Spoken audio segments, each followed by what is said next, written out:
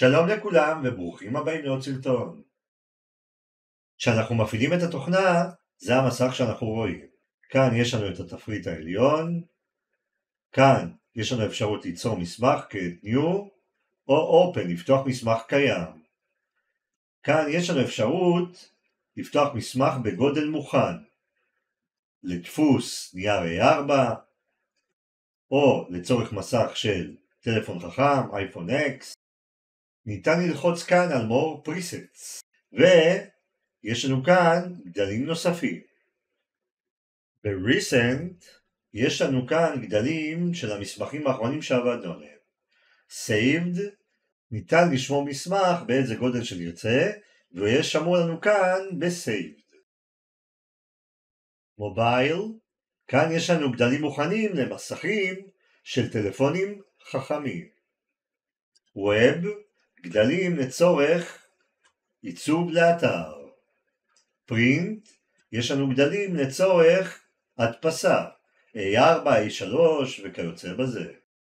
Film and Video, גדלים לצורך עיצוב לוידאו. וכאן לאומנות, Art. אם אני רוצה לעצב לצורך הדפסה, אז אני לוחץ על Print. יש לי כאן את הגדלים המוכנים, וכאן אני יכול לבחור גודל בהתאמה אישית.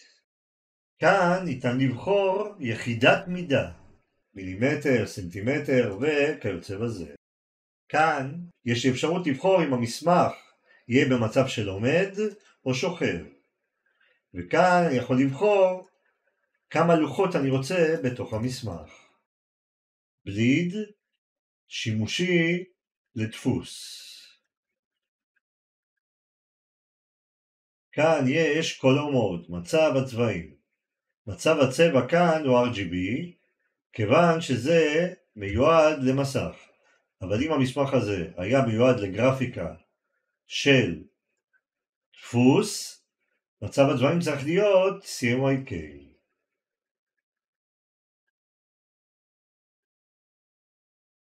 PPI זה פיקסל פר אינץ', רמת צפיפות הפיקסלים. אז אם אנחנו משתמשים למסך, אז זה 72.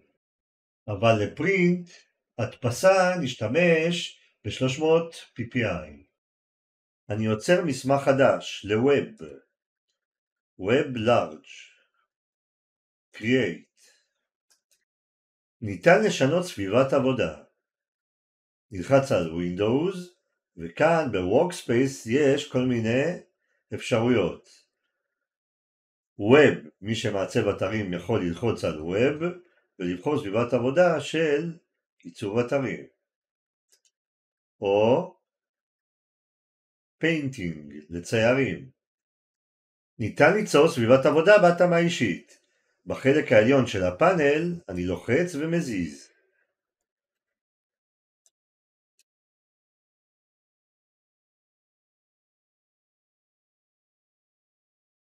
אם אני רוצה להחזיר את הפאנלים כמו שהם היו לפני ולאפס את הסביבת העבודה הנוכחית, אני לוחץ על Windows, Workspace, Reset Essentials. ואם אני רוצה לשמור סביבת עבודה משלי, שתישאר, נגיד אני עושה ככה, אני רוצה שהסביבת העבודה תישאר בצורה כזאת, אני לוחץ על Windows, Workspace, New Workspace, מקליד שם, ולוחץ על OK. עכשיו גם אם אני משנה את הסביבת עבודה, אני תמיד יכול לחזור לסביבת עבודה ששמרתי. New. ואם אני רוצה למחוק את הסביבת עבודה ששמרתי, אני לוחץ על Windows, Workspace, Manage Workspaces. אני לוחץ על סביבת עבודה שיצרתי ועל הפח, ואוקיי. ניתן לעבוד עם שכבות. אני לוחץ על הסמל הזה ויש לי כאן Layers. ניתן גם ללחוץ כאן על Windows וללחוץ כאן על Layers. עכשיו אני יכול ליצור כל אובייקט בשכבה נפרדת.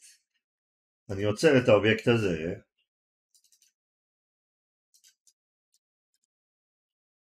והוא נמצא ב-Layer 1. אני לוחץ כאן על הפלוס ויוצר שכבה נוספת, ועכשיו כשאני יוצר אובייקט חדש הוא יהיה בשכבה השנייה. אם אני מכבה את העין אנחנו רואים שכל אובייקט בשכבה נפרדת. אני יוצר כאן אובייקט,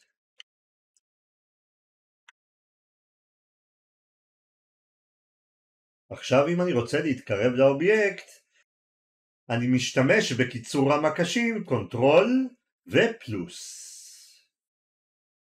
וכדי להתרחק קונטרול מינוס. כל הקשה נתרחק יותר. ואם אני רוצה לחזור לגודל ברירת מחדל אני לוחץ על קונטרול 0. אם אני רוצה לראות את הלוח במסך מלא אני לוחץ על קיצור המקשים Shift F, וכדי לחזור למצב הרגיל אני לוחץ על מקש Escape. אני מתקרב לאובייקט הזה. עכשיו אם אני רוצה לזוז לכיוון אובייקט אחר על הלוח אני מחזיק את מקש רווח, אנחנו רואים שהסמל השתנה על היד, אני מחזיק לחיצה שמאלית בעכבר ומזיז. תודה רבה שצפיתם, ניפגש בסרטון הבא.